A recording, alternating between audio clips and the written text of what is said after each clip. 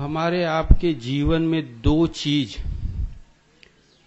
विशेष प्रभावित करती है, एक जोग और एक भोग।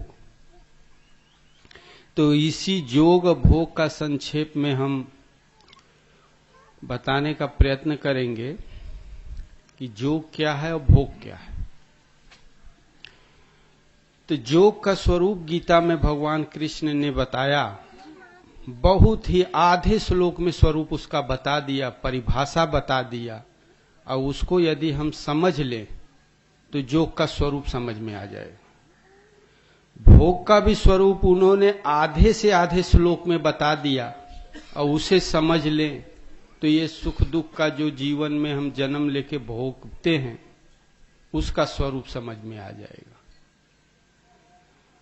तो गुरु महाराज के जीवन की एक घटना है कि जब बच्चेपन में थे तो इन्हें एक स्वप्न हमेशा दिखाई पड़े कि एक ऐसी ट्रेन दिखाई पड़े जो अबाधित गति से चलती रहे। वो जल में भी चले, थल में भी चले, पहाड़ पे भी चले, जमीन में भी चले, ऐसा कोई स्थान न रहे कि वो ट्रेन वहां से न गमन कर जाए। और उस ट्रेन दिखाई पड़े, अव्यक्त प्रेरणा से उस पे वे सवार हो जाएं, और इतनी तेज गति से चले कि उसके प्रचंड वायु से रोएं, शरीर, मांस, हड्डियां धीरे धीरे सब हवा के वेग से उड़ते उड़ते नष्ट हो जाए। और ये क्रिया जब हो तो भयंकर वेदना महसूस हो, और खत्म होए फिर ट्रेन दिखाई पड़े, फिर यही प्रक्रिया चले, और इससे भयंकर वेदना भी हो और भय भी लगे। इसके निवारण के लिए कई जन से पूछे, लेकिन उस समय किसी ने नहीं बताया कि ये दृश्य है क्या। जब पूज्य गुरु महाराज परमहंस महाराज जी के पास पहुंचे, इसकी चर्चा किए, तब उन्होंने इसका सही स्वरूप बताया कि ये जीव जन्म जन्म से जितने शरीर को धारण करता है, ये माया ही एक ट्रेन है जो अबाधित गति से चल रही है। उसकी प्रेरणा से जो शरीर मिलता है, वो शरीर जन्म लेने और मृत्यु के पर्यंत जो भी हम सुख दुख भोगते हैं, और उससे जो काल के प्रेरणा से ये शरीर का विनष्ट होना और उत्पन्न होने की प्रक्रिया है, यही है ट्रेन में चढ़ना और नष्ट होना इस शरीर का।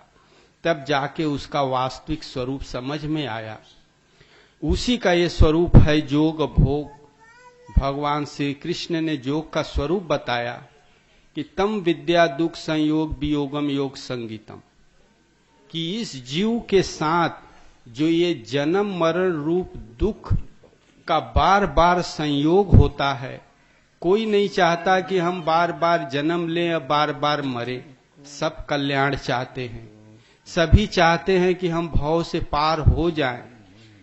चाहते हुए भी लेकिन हम इससे पार नहीं होते, न चाहते हुए भी हमें मरना पड़ता है, न चाहते हुए भी नाना प्रकार की योनियों में गमन करना पड़ता है। तो ये जो जीव है परमात्मा के धाम का रहने निवासी है, परमात्मा का अंश है। इस जीव के पीछे जो जन्म मृत्यु का दुख अनादिकाल से पीछा कर रहा है, जो संयोग हो रहा है इस दुख से, उसका जो सदा के लिए वियोग कर दे, सदा के लिए जो मिटा दे, उस प्रक्रिया का नाम है जोग। काकभुसुंडी के प्रसंग में भगवान शिव कहते हैं कि जन्मत मरत दुसह दुख होई, तो ही स्वल्पौ नहीं व्यापई सोई।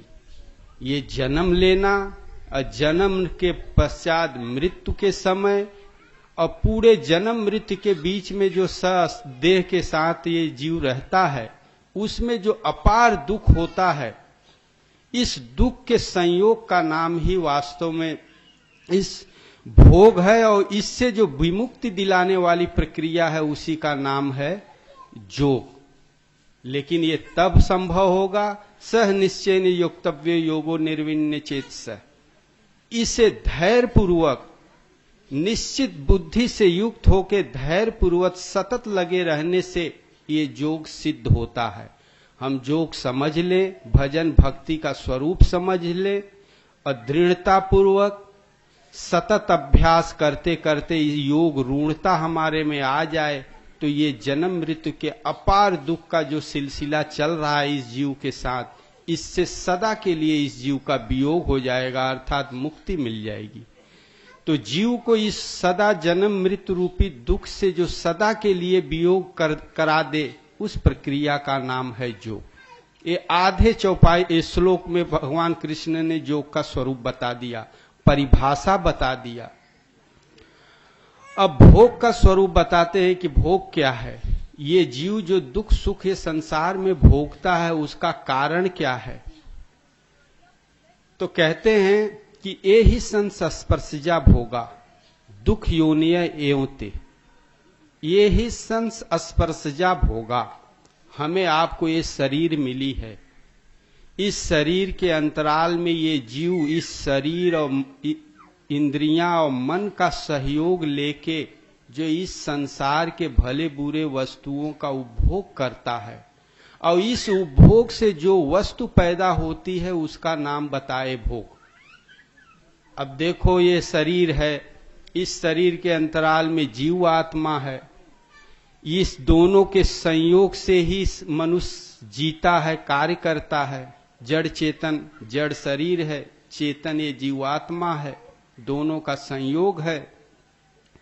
तो ये जो शरीर है इस संसार के ही वस्तुओं से पैदा होती है, पंच महाभूतों से, और इसी का सहारा लेके ये जीव इस संसार के भले बुरे वस्तुओं का उपभोग करता है। और उपभोग से कौन सी चीज पैदा होती है?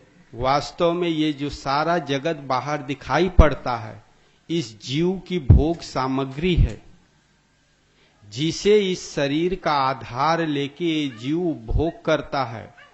आंख के द्वारा इस संसार के नाना प्रकार के दृश्य देखता है, कान के द्वारा नाना प्रकार के शब्द सुनता है, जीवा के द्वारा जो हम खाते पीते हैं उसका टेस्ट, उसका स्वाद लेता है, त्वचा के द्वारा शीत उष्ण आदि का अनुभूति करता है। और ये 5 हैं ज्ञान इंद्रियां, ये हमें संसार के भोग वस्तुओं का ज्ञान कराती हैं। अब 5 हैं कर्म इंद्रियां, जिसके द्वारा ये कार्य करता है। वो है 2 हाथ, पैर, गुदा, उपस्थ और वाक इंद्री। वाक अर्थात जिससे बोलते हैं, जीवा कहते हैं रसना जिसे कहा जाता है, जो खाए हुए वस्तु का स्वाद बताती है। और वाक इंद्री उसे कहते हैं जो हम अपनी मनोगत भावना को जिससे व्यक्त करते हैं, हाँ ना हम अपना राय देते हैं, बोलते जिससे हैं, उसको वाक इंद्री कहते हैं, जिससे वाक्य को प्रस्तुत किया जाता है। इस तरह से ये 10 इंद्रियों का 10 इंद्रियां और मन का सहयोग लेके इस सांसारिक भोग वस्तु का ये जीव उपभोग करता है। और सतत उपभोग से जो चीज पैदा होती है वो ही भोग कहलाती है। अब क्या पैदा होता है? तो उससे होता है राग, द्वेष, काम, क्रोध, ईर्ष्या, तृष्णा, वासना। इनके संस्कार एकत्र होते हैं, इनके संस्कार के ही द्वारा ये शरीर का अस्तित्व रहता है। और इन्हीं संस्कार को भोगने के लिए हमें आपको बार बार तरह तरह की योनियां धारण करनी पड़ती हैं। तो कहते हैं ये ही संस्पर्शजा भोगा।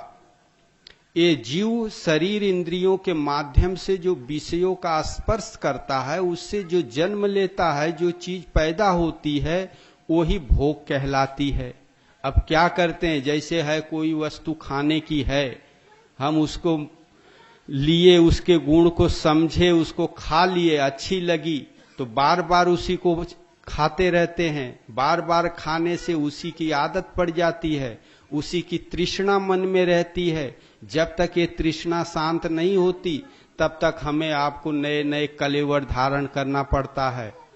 चाहे खाने की वस्तु हो, चाहे देखने की हो, चाहे सुनने की, कोई भी वस्तु के प्रति अगर इच्छा है, वासना है, तो उस वासना की पूर्ति के लिए हमें फिर शरीर धारण करना पड़ता है। वासना बनी रही तो फिर मृत्यु के पश्चात फिर शरीर धारण करना पड़ता है। यही जन्म मृत्यु का कारण है, इसी का नाम है भोग। और जैसे जैसे जन्म मिला उस संस्कार को भोग लिए। प्रायः सब लोग कहते हैं कि परमात्मा ने या ब्रह्मा जी ने हमारे नसीब में पता नहीं क्या लिख दिए। तो ऐसा कोई ब्रह्माचार मुख वाला नहीं है कि सबके भाग्य लिखता फिरे। सब ब्रह्मा विष्णु शंकर सब आपके भीतर बैठे हैं। ब्रह्मा कहते हैं बुद्धि को, बुद्धि इंद्रियां मन शरीर के द्वारा ये जीव जो संसार में कार्य करता है, उस कार्य के द्वारा जो संस्कार बनता है, ये संस्कार ही भविष्य में हमारा भाग्य कुभाग्य बन के सामने आता है। तो उसी का ब्रह्मा का ही नाम है विधि। विधि माने प्रोसीजर, कहते हैं खाना बनाने की विधि क्या है, तरीका। हमें आपको जन्म मिला है, इस संसार में हम आप कैसे व्यवहार करते हैं। हम आप मिल गए, साथ में रहे, यदि मार झगड़ा कर लिए तो राग द्वेष का संस्कार बना, और वो संस्कार बाद में भविष्य में फिर भोगने के लिए हमें आपको जन्म लेना पड़ता है। जैसा संस्कार रहेगा वैसा भोगना पड़ेगा। जैसे भगवान महावीर के जीवन काल में आता है कि जब वो राजा थे तो एक आदमी को कान में कील ठोकवा दिए थे, अहंकार बस उनका कुछ अपमान कर दिया था, तो तड़प के मर गया था। और कई वर्ष के बाद जब वो संत हो गए, अकेले बैठ के भजन कर रहे थे, तो एक व्यक्ति आया ऐसा कि उनके कान में भी कील ठोक दिया जब वो समाधि में थे। जब ध्यान टूटा, दर्द हुआ, कान में भयंकर चीख निकल पड़ी, तब आकाशवाणी हुई, पूर्व जन्म के संस्कार आज पूरे हुए। अदृश्य भी आया। तो जैसे गुरु महाराज को बच्चेपन में ये ट्रेन वाला दृश्य दिख रहा था, वैसे महावीर स्वामी को स्वप्न में दिखाई पड़े कि एक व्यक्ति मेरे कान में कील ठोक रहा है, एक व्यक्ति मुझे भयंकर रूप से फांसी पे चढ़ा रहा है, कुत्ते नोच के हमें खा रहे हैं। और उसका स्वप्न का जब स्वरूप उनके समझ में आया तो बोला, ओ हमारे जीवन में हिंसा की प्रवृत्ति अधिक है, मैं अहिंसक बनूंगा। और भजन करके इन सारे संस्कार को भोग लिए। और भजन के समय उनके सामने ये स्थितियां आई, किसी ने कुत्ता उन पे छोड़ा, कहीं सर्प उन्हें काटा, कहीं उन्हें फांसी पे चढ़ाया गया, कहीं उनके कान में कील ठोका गया। जो पूर्व जन्म के उनके संस्कार थे इस जन्म में भी आए, लेकिन भजन के प्रभाव से सारे संस्कारों को वो काट के मुक्ति पद प्राप्त कर लिए। उसी तरह ये शरीर धारण करके हम इस संसार में जिस विधि से व्यवहार करते हैं, वैसा ही संस्कार हमारे आपके भीतर अर्जित होता है। और उस संस्कार को भोगने के लिए हमें जन्म लेना पड़ता है। और जब तक सही ढंग से हम भजन भक्ति नहीं पकड़ लेते, नहीं जान जाते, तब तक ये बदला अदला चलते रहता है अनादिकाल से। जब कोई सद्गुरु मिल जाते हैं, हृदय से रथी हो जाते हैं, बताते हैं कि ये तुम्हें जो कष्ट दे रहा है उसका कारण ये है, तुम्हें ये जो सुख भोग मिल रहा है इसका कारण ये है, तब धीरे धीरे उससे हमारे आपके भीतर से राग द्वेष की भावना खत्म होते जाती है और हम उससे मुक्ति हो जाते हैं। अब महावीर स्वामी को आकाशवाणी न होता तो जरूर उसके बारे में कुछ भले बुरे चिंतन करते। और उस वक्त भजन कर रहे थे, बड़ी अच्छी आध्यात्मिक शक्ति थी, उसका विनाश भी कर सकते थे, लेकिन भगवान ने मना कर दिया, बेगर बोले उठ के चल दिए। तो इसी तरह ये ही संस्पर्शजाब होगा। इस शरीर इंद्रियों के सहयोग से जो हम बाहर जैसा व्यवहार करते हैं, विषय भोगों से जो वस्तु पैदा होती है, राग द्वेष के संस्कार इत्यादि जो मिलते हैं, इसी को भोगने के लिए हमें बार बार जन्म मृत्यु लेना पड़ता है। इसी का नाम है भोग। भव से जो योग कराए, भव माने होना, भव माने नाना प्रकार के शरीर होना। आज मनुष्य है, कल गधा कुत्ता बिल्ली, ये होने को भव कहते हैं। और भव से ही भोग बना है। जो भव से योग कराए उसका नाम है भोग। और इसका क्या परिभाषा है तो कहते हैं इंद्रिय और इंद्रियों के विषयों से संयोग होने से जो वस्तु पैदा होती है, भले बुरे संस्कार, यही है भोग।